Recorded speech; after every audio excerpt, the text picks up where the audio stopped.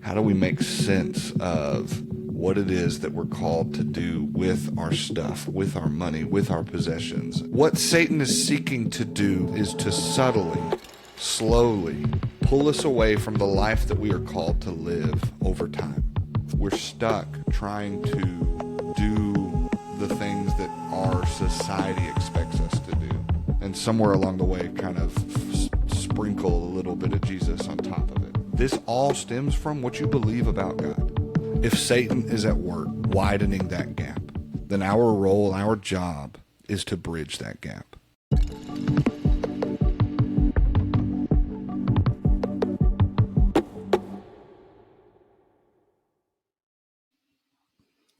Hi, everyone. Welcome back to the Purpose-Filled Money Podcast. We are your hosts, Courtney and Caleb Sams, and it's been a minute since we've recorded. We took like a hiatus there for a Unintentional. few months. Yeah, you know? Things just got ahead of us, and we have like the natural ebbs and flows of like the financial planning cycle of life, and then just random family things happening, and yeah, we had all the intentions, but none of the execution. Yeah. So, but the mission of this was never abandoned.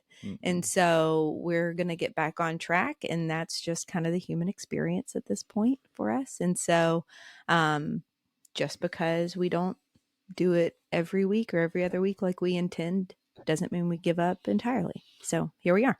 So if you haven't listened in a while, which would just make an abundance of sense. Yes.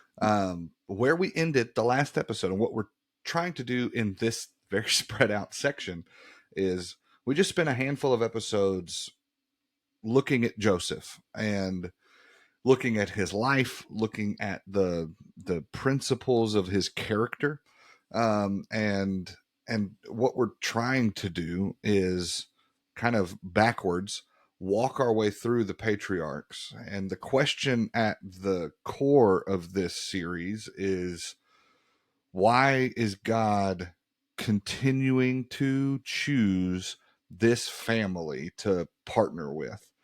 And what we're hoping to determine is the answer to that question. You can or at least maybe an answer to that question of why is God using Joseph, can pull out for us personal traits or characteristics about Joseph that we could potentially then implement in our own lives.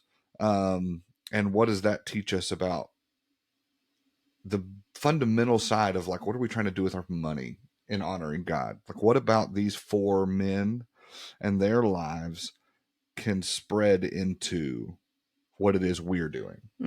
Yeah. Obviously, they have some tangible traits that God values. And they're all completely flawless individuals. Yeah. That have never made any mistakes and have no issues whatsoever, no family problems, no trust issues, no...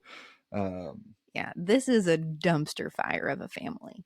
It's like Abraham was pretty good. He had some flaws. Then you have Isaac, who's pretty good. And then you hit Jacob, which is just yeah.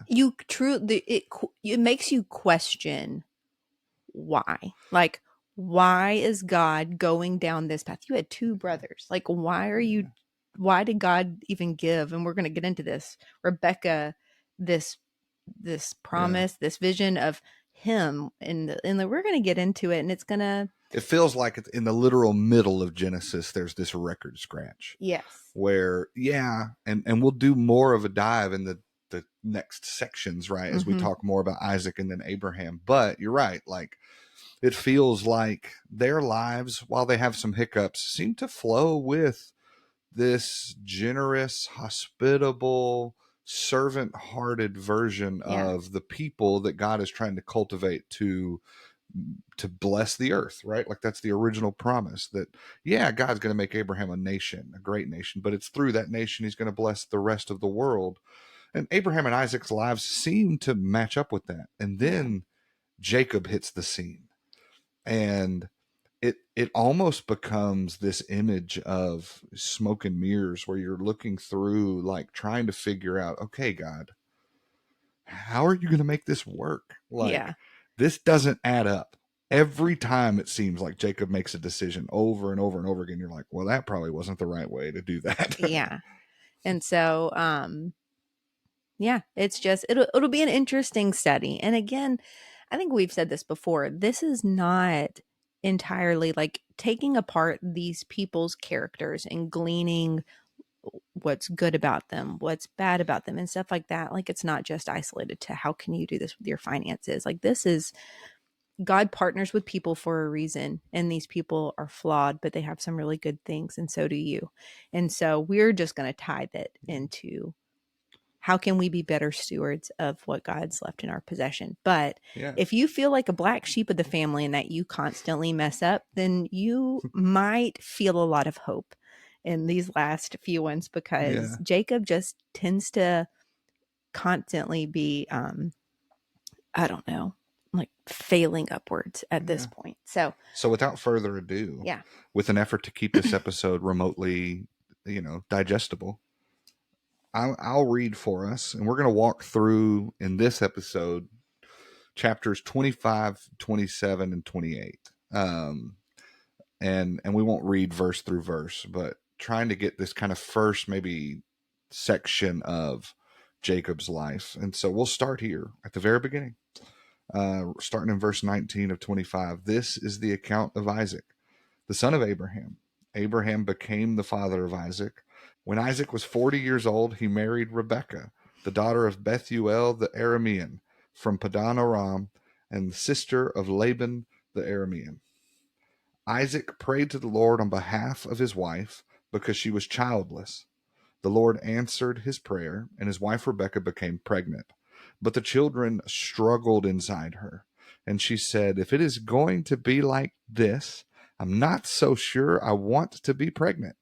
So she asked the Lord, and the Lord said to her, "Two nations are in your womb, and two peoples will be separated from within you. One people will be stronger than the other, and the older will serve the younger." When the time came for Rebekah to give birth, there were twins in her womb. The first came out reddish all over like a hairy garment, so they named him Esau. When his brother came out with his hand clutching Esau's heel, they named him Jacob. And Isaac was 60 years old when they were born. And there is so much just happening just in these first few verses of this narrative of pregnancy and birth and naming that I think just sets the scene for the totality of Jacob's life. Mm-hmm.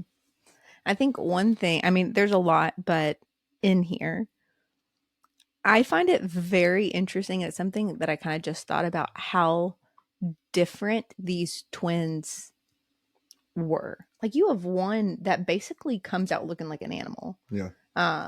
All already. Yeah. And then the other one, and it sets the stage for how different they are throughout their life. And we didn't even talk about this as we were like prepping for this episode, but the constant theme of Jacob's life, and I didn't even notice that it shows up at the literal beginning of his life before he's even born, is wrestling.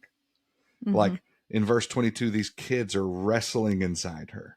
I just think it's so interesting. And yeah, you talk about the difference between the two of them. There's so much happening in the descriptions and in their names and in the language that's being used. So like for Esau, when you've got these two nations that are going to come out of Rebekah, you've got the Edomites that are coming, and both this idea of him being red and hairy are kind of like language play on words. And I've said this before on this podcast, I'm not some Hebrew expert, not even at all.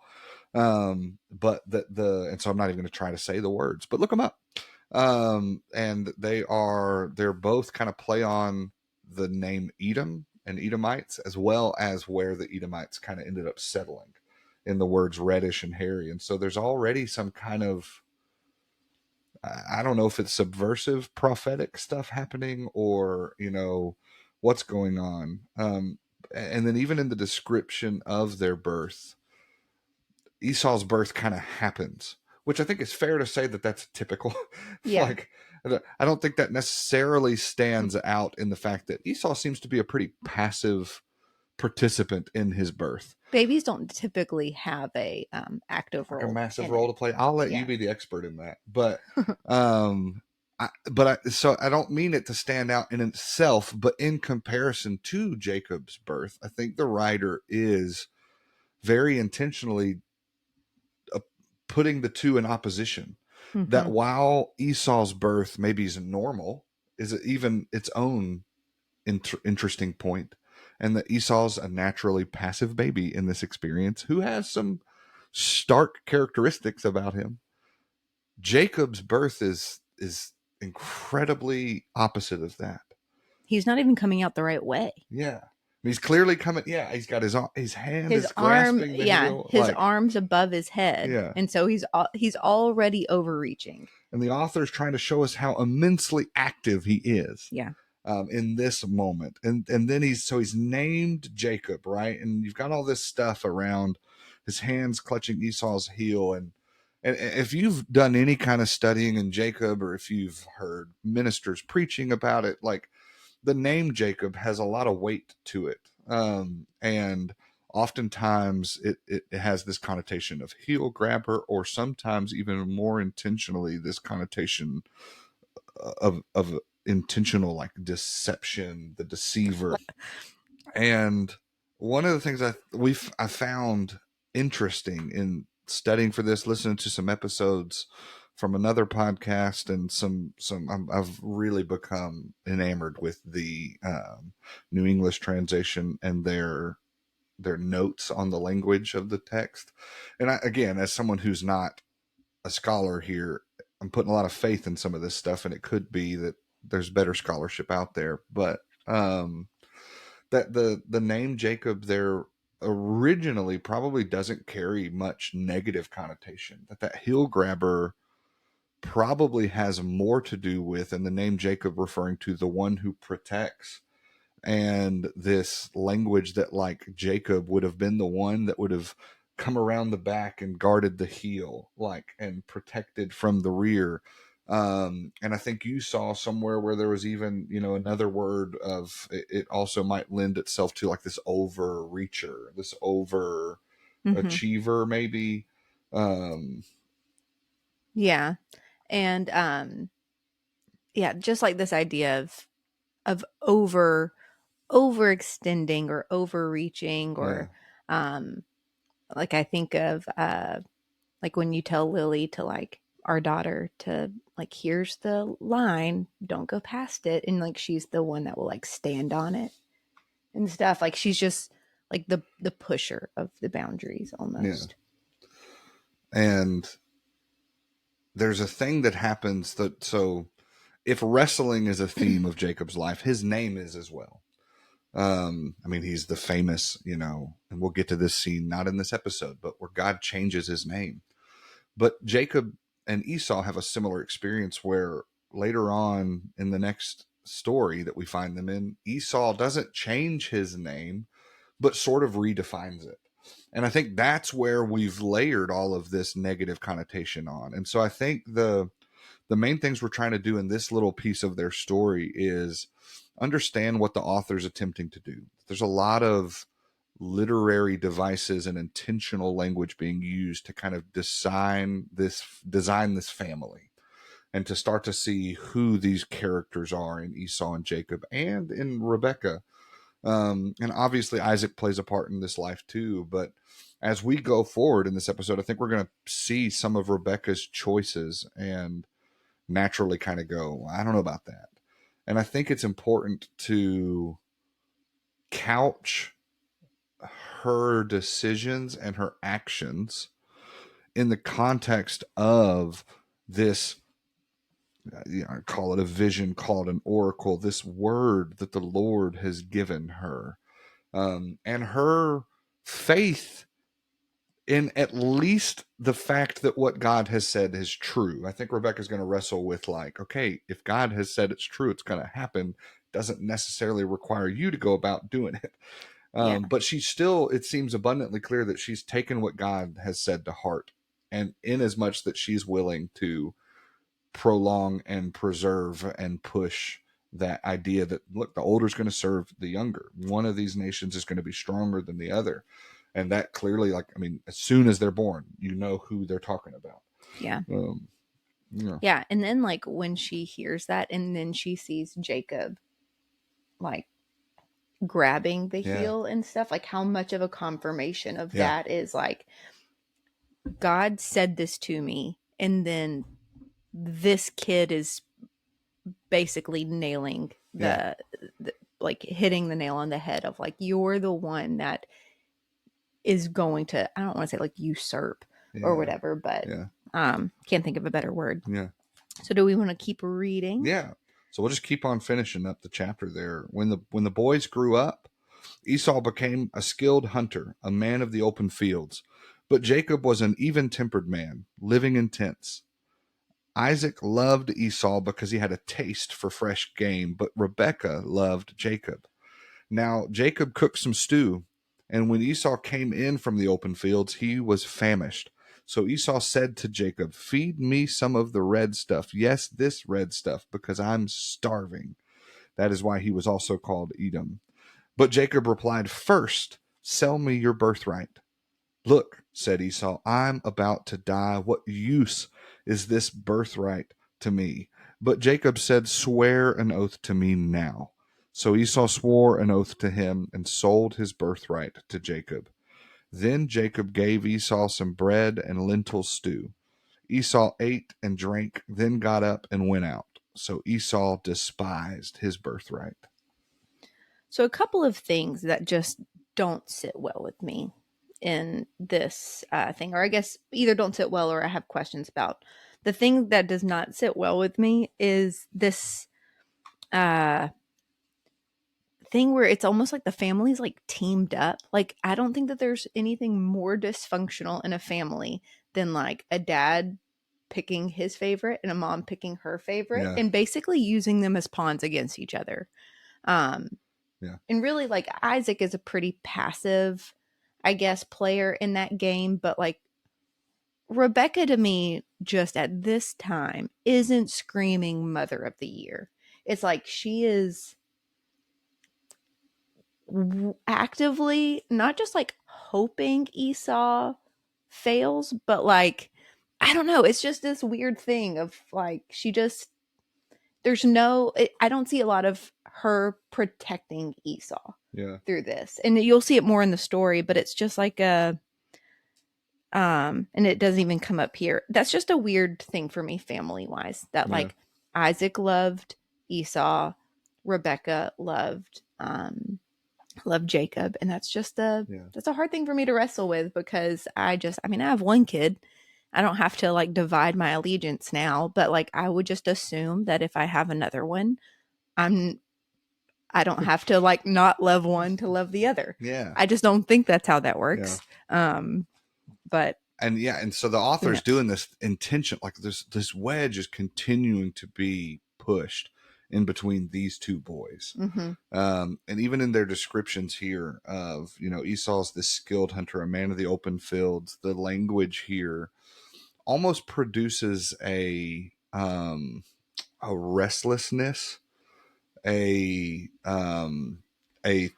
unquenchable thirst for this thing, and then it juxtaposes that with this even-tempered content to just be at home. And some scholars have suggested that those two kind of dividing descriptors is one example that comes to mind that as I was studying this, I thought, I don't think we've talked about this, is that same kind of divide we see with like Martha and Mary, right? And Jesus shows up, and you've got this immediate division between, like, there's stuff that's got to get done, and there's tasks that need to be done, and will you tell her, like, get up and help me? And Jesus is like, no, she's right where she's supposed to be. And some scholars have pointed to almost a similar kind of divide here between Esau and Jacob, that Jacob was maybe more intent on being at home, more intent on being in tune with like studies and like their religion, their devotion to this God that that has taken them in. And I think the main point here, whether or not that's ultimately true, is what they're trying to show you is, man, as they grow, they're continuing to be pushed further and further apart, both in their own distinctive personalities and the things they do and the things that they like and their temperaments, but also in, you're right, like this favoritism that's showing up The on both favoritism, sides. their recreational activities, like stuff like that. Like they could not be more different. The other thing that I just find very weird is that you just keep seeing the word red come up. Mm-hmm. Is there anything like, do you know if red is like a thing? Well, so that's what I was saying at the birth is, and again, I don't want to overstep my limited abilities, but the word there for red, the whatever the word is, sounds very much like the word for Edom. Like, Okay. and it's that kind of play on words of like what Esau's future is going to look like when he still in his own right becomes a great nation. Okay. Yeah. Okay. So it seems to me that Esau's coming into the house and Jacob is cooking. Yeah. And I'm sure it is the best soup on the planet. Sure. Do they not have any other food in this house? Like, Right. is it just like this idea of Esau can't walk 5 feet to the pantry? Yeah. Or something like it just. He's returning from a hunt. He's returning from a hunt. Did you how not? How long would it take him to throw something on the fire? Right. He obviously knows. I mean, because you're going to see he knows how to hunt and kill and cook for himself. He does it for Isaac. And so it's just like I have a lot of questions about this because to me, it does not seem realistic for someone to come in. Again, I've never hunted. Camping to me is a motel. Yeah. Like it's just, I'm so far away from being able to empathize with this. But it just seems very unrealistic that someone walks into a house where someone is actively cooking and doesn't just grab the loaf of bread that's offered to them.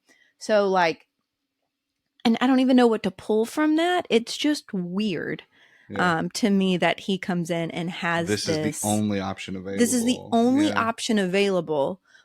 But something that I think is like the first pulling from Jacob that we see is the very first thing. It's not like we think of Jacob as a trickster, as a deceiver, as this master manipulator.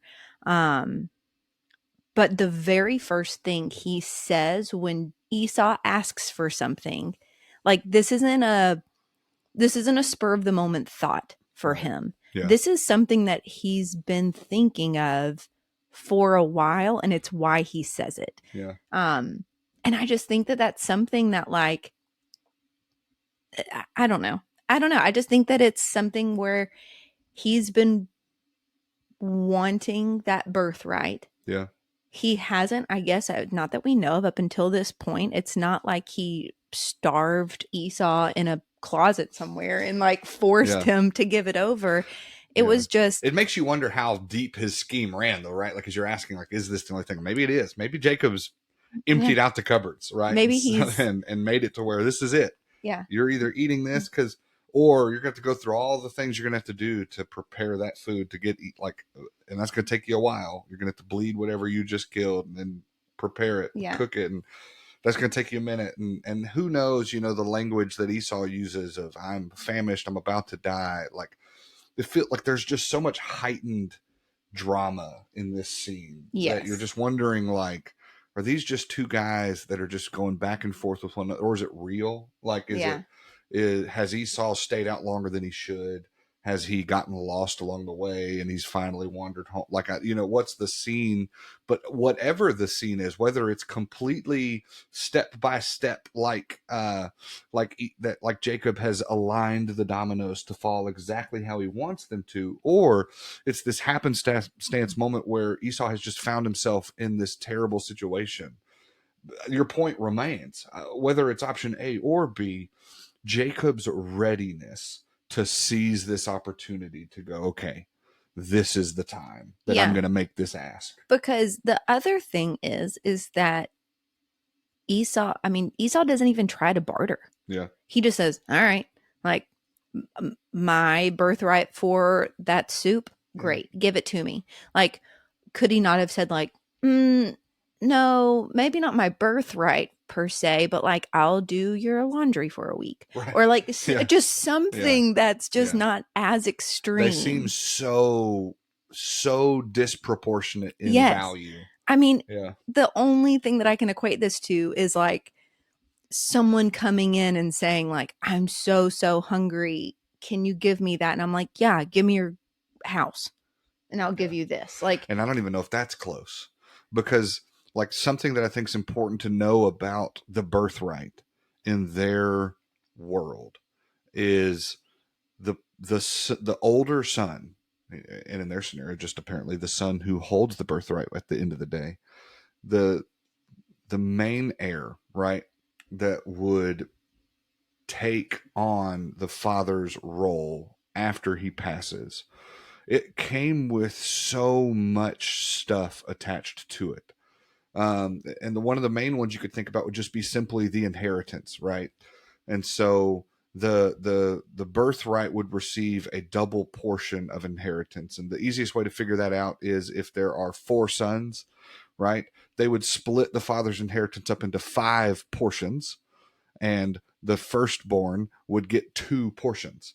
If it's 2 sons, like in this scenario, they'd split it 3 ways, and the first son would get 2 portions. And so there's this massive financial incentive, this massive benefit of literally being double what Esau, what Jacob sees an opportunity. But it's so much more than just this financial piece of an inheritance. The birthright carries so much responsibility to it. It's why you even have twice the amount. Yeah. Is because it's not like you get twice the amount so you can get a bigger car or something. It's like you have twice the amount because it's on you to take care of the family. If they are in need. Like you just have, like, you're supposed to use that money for the family, not necessarily for you yourself. See some of this dynamic play out a little bit more in uniquely throughout the story of Ruth, and all the ways that they have these different, who's the heir, who's the husband that's supposed to step in, all this kind of stuff. This cultural context is dripped in. The birthright means you are going to follow in the footsteps of the father and take on the mission of the family. Every other son at the table could go off and do their own thing. They could leave and start their own little combined family over here and do their own mission, their own goals. But the heir, the firstborn, doesn't have the freedom to do that. And something that stands out about the story of Jacob and Esau in this moment is Jacob and Esau both have to know that. Yeah. And it's more for them than just the double portion of inheritance, the double portion of responsibility.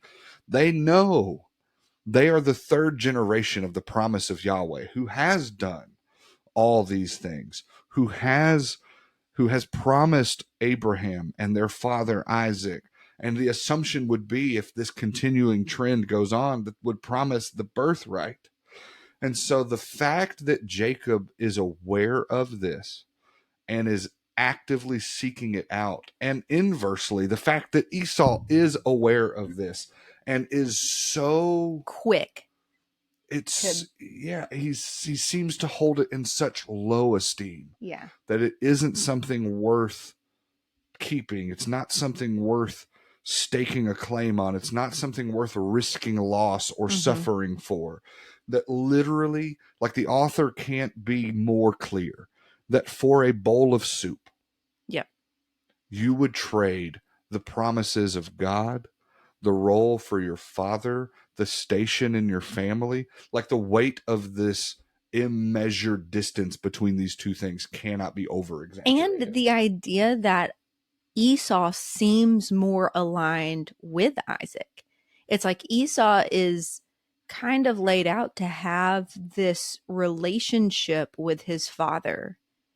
And so it would almost make more sense for someone to like just kind of like flippantly give up their birthright if they weren't so close to their father. Yeah. But it's just like you have someone that is like his, what is happening on my screen? You just made some fireworks show up. If you're watching this on on YouTube or whatever this is, a bunch of fireworks just went off. We have a Zoom call on Thursday nights for our Sunday school class that I teach with a couple of guys at church, and we try to get together every week to kind of just figure out what's going on, where we're at. And mine is not one of them, but I don't know what it is. I don't know if it's the computer they're on or what, but like a couple of their Zooms are capable of doing different like things. And I can't tell you how many times we have gotten lost in like one of them will accidentally do something that will set something off. And then 20 minutes later, the six of us are sitting there all trying to do things. And we've completely lost our way. And yeah, it's thumbs up, it's balloons, it's fire. It's crazy. Yeah. I don't know what I did. Yeah. I don't know. Who knows? Maybe I said something. Yeah. Anyways. But ultimately, I think what we're seeing, what we're starting to see, and as we ask the question, like, why, God, are you continuing to take someone like Jacob forward? Especially, we might not even get into it that much in this episode, but over the next few moments we talk about Jacob, the amount of deception that's going on in his story, and it will happen here in a minute. But like, God, how are you partnering with this? I think this scene starts to really set the stage for that you have to think, at least on some level, both Esau and Jacob are aware of what God has promised Isaac. And Esau seems on some level to not care about that at all. And Jacob, beyond simply caring about it, beyond simply valuing it, is actively reaching for it. Yes, he's seizing the opportunities when they are made available to him because it's at the forefront of his mind. He has a goal and a dream, and it's quick thinking. Like, it's not something that like you have to be actively just kind of like this is on his vision board, and it's at the very, very top, and he looks at it every single day. And so when the opportunity arises, he's ready for it. And I think that that's a lot of like, that's what God is asking of us, is to have his mission at the forefront of his mind. And when he presents us with the opportunities to seize, we're ready and we're able to do it because we're not distracted and we're not off course and we're not, we're just present in the moment and not just, I don't know. Yeah. I'm not saying to let someone starve. But I think there's just more to this. Yeah. So you jump ahead to chapter 27 there, and it's interesting. And we'll probably talk about this more with Isaac. Like, the author kind of does this weird thing where this chapter 26 is just like forced into the middle of this story. And it's all about Isaac in the midst of this Jacob narrative. And I think it's interesting what both 25 and 27 hold against 26. And again, we'll do more of that with Isaac's story, but we're not going to read from 27. We'll get to 28 and read a little bit of it, but the story most likely. If you don't, go read 27. There's this story of these blessings and this just immense amount of deception. And now Rebecca's involved and is giving Jacob pointers and is helping him put on his Esau costume and all these things to make sure that Isaac gives Jacob the blessing that is meant for Esau. And it leads to, like, I think if we're reading this today and we're being honest with ourselves, it leads to so many questions of like, why is this scene as important as the story clearly makes it? Like, why can't, once Isaac realizes because Esau shows up, right? Even in the midst of what he does with Jacob, one of the things he says to Jacob is, how'd you get back so quickly, when he thinks it's Esau? And once this is realized, like my mind goes to like, okay, well, why can't we just like, okay, everybody forget what I just said. Jacob, I take it back.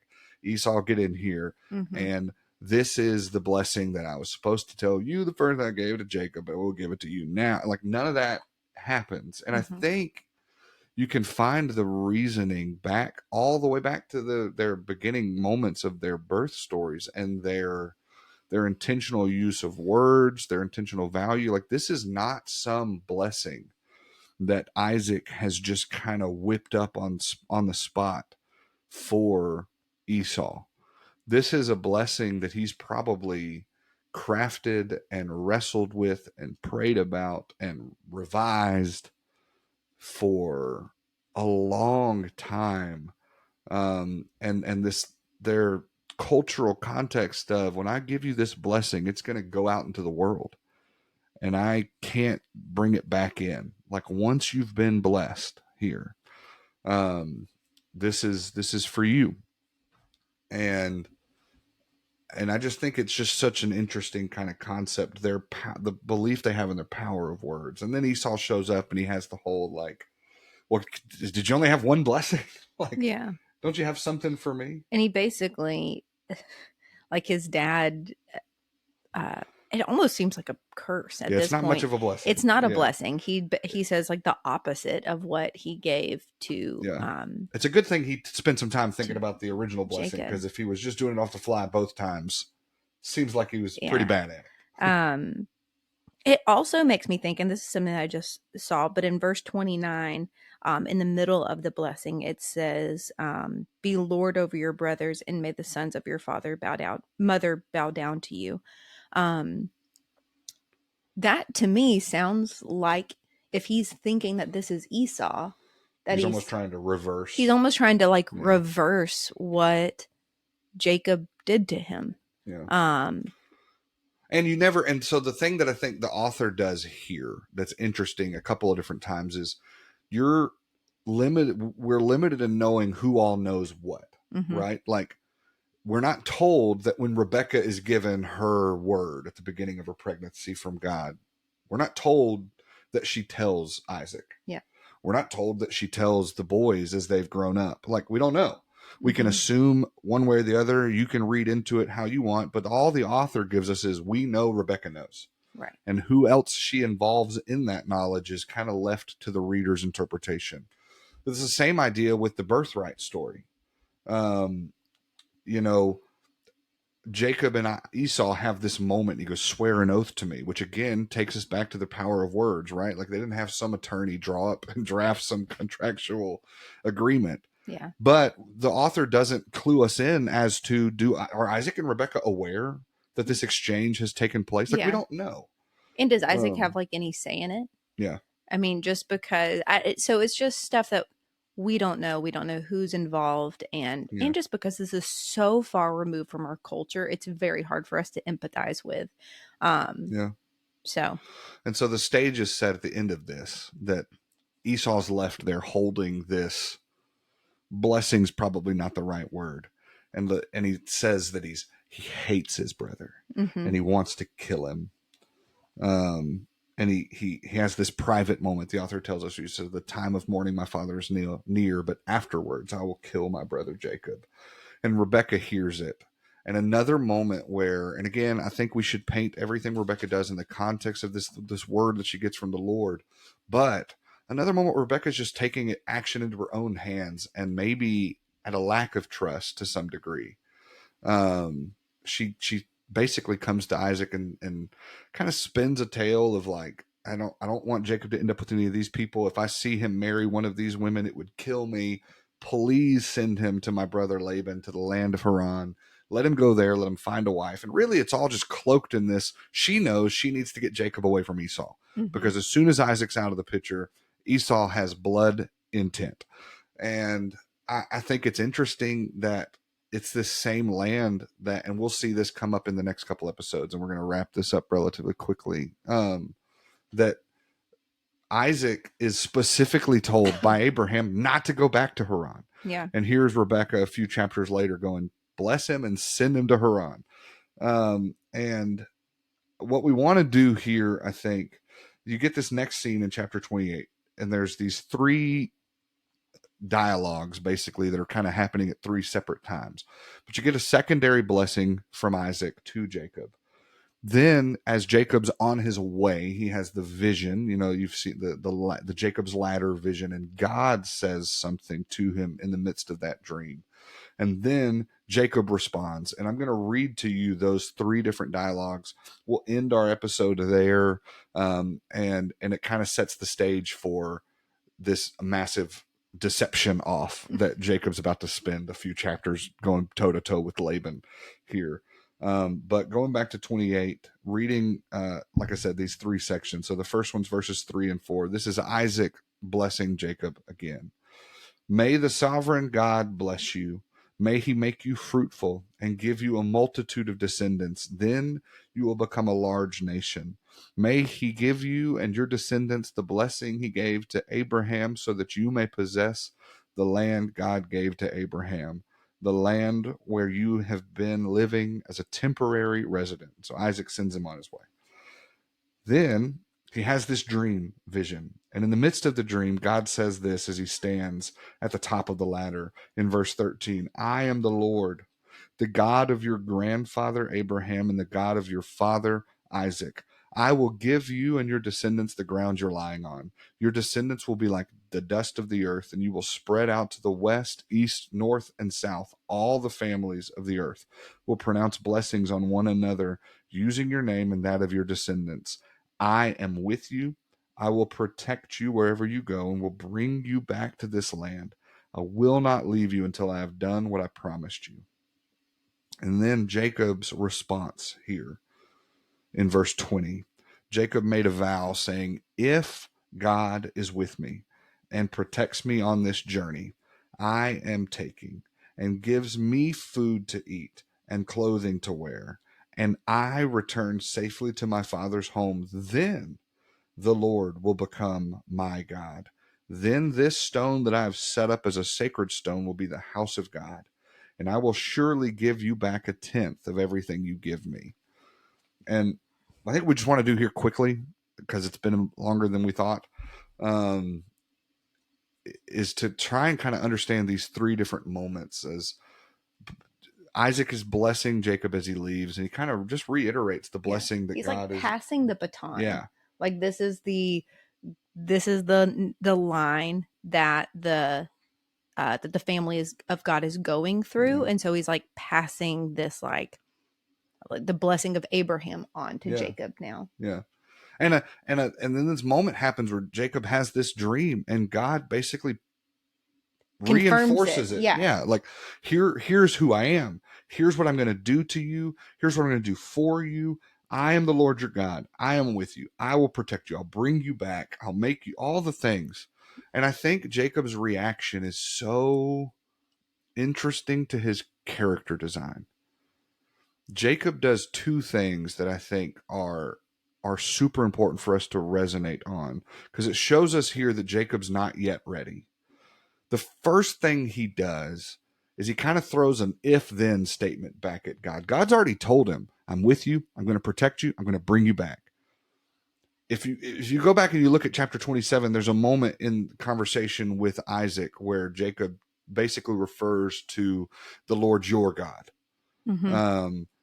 Talking to Isaac about God. Like, this is your God. And Jacob's response here is still in this kind of weird, grasping, okay, God, prove it. This is like, to me, like when we were prepping for this and Caleb read this out loud, I had read this, and in my first interpretation of this was Jacob is claiming God here, but he's not.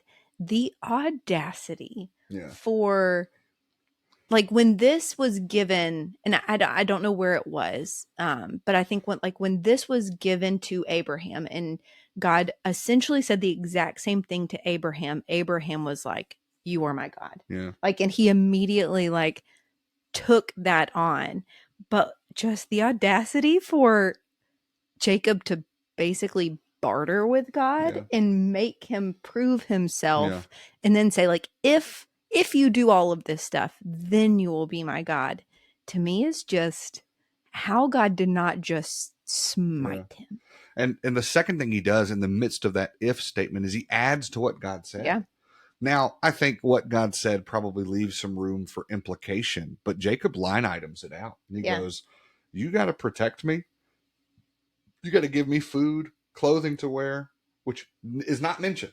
Yeah. Now, again, I think in God's provision, it's probably understood, but Jacob takes God's words and goes, yeah, protect me and give me food, provide give for me me clothes, give me provision, Yeah. and bring me home safely. Then you can be my God. Yeah. And one of the things I think we're going to try to, as we kind of land the plane here, one of the things I hope you're starting to see about Jacob, yes, is flaws and ambition and arrogance, but between the birthright, the blessing, and even in this interaction with God himself, Jacob's willingness to reach out and grab what he sees value in, I think is starting to paint the picture of the person that God wants to work with. We will, I think, throughout the rest of his life, see this over and over and over again. And we'll probably expand on it more. But for now, just spend some time, in between this episode and the next. Maybe going back over these handful of chapters of Jacob's beginning story, wrestling with who Jacob is, and asking the question for yourself, God, why? What about Jacob? Mm-hmm. Were you willing to partner with? And what about that can I learn for myself? Next time, like I said, we'll dive into Laban's crossed wires. Yeah. And hopefully the next episode of this won't be in 5 months. Yeah. So agreed. All right, y'all. We'll see y'all later. Bye.